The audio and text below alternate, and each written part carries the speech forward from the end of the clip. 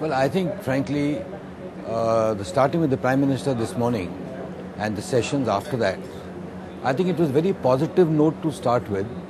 I think the Prime Minister went to a lot of detail, which shows his interest in what's happening in the country. We felt he had a lot of energy in terms of his communication and his style, and when we met him.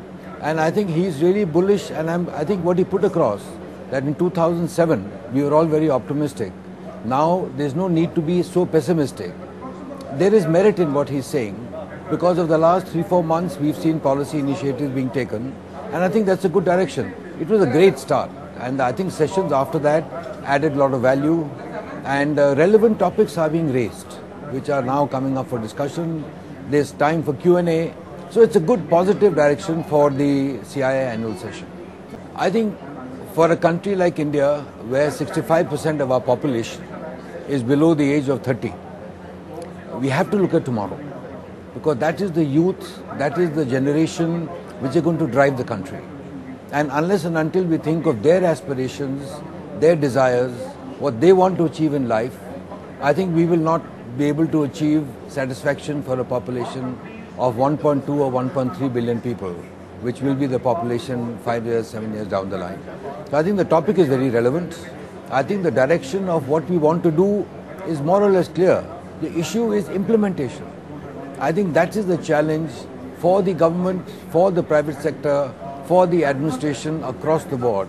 Because policies are there, laws are there. There's no shortage of that. The issue is implementation of what you want to get done. And that is the challenge. Well, it can't happen overnight. It will take 3-4 years. But I think the projection of 6% plus for 13-14 is very doable. That is something which is possible. I think if we have a good monsoon, which is expected, that will add a fillip to the entire economic growth of the country, because that has a cascading effect, not only in terms of the agriculture sector, but the income it gives to about 60-65% of our population of rural India. That has a major impact on the consumption side. And that's where there's a pull, because of which actually industrial activity goes up and economic growth goes up. Also, I think we have to realize the good thing is that world economies, whether it's the US, it's doing much better. China is fairly stable. Europe is under stress, yes. But I think world economies also are moving. And India itself has the potential. 85% of our entire GDP is purchased in India. Only 15% is exported. So we have great potential here.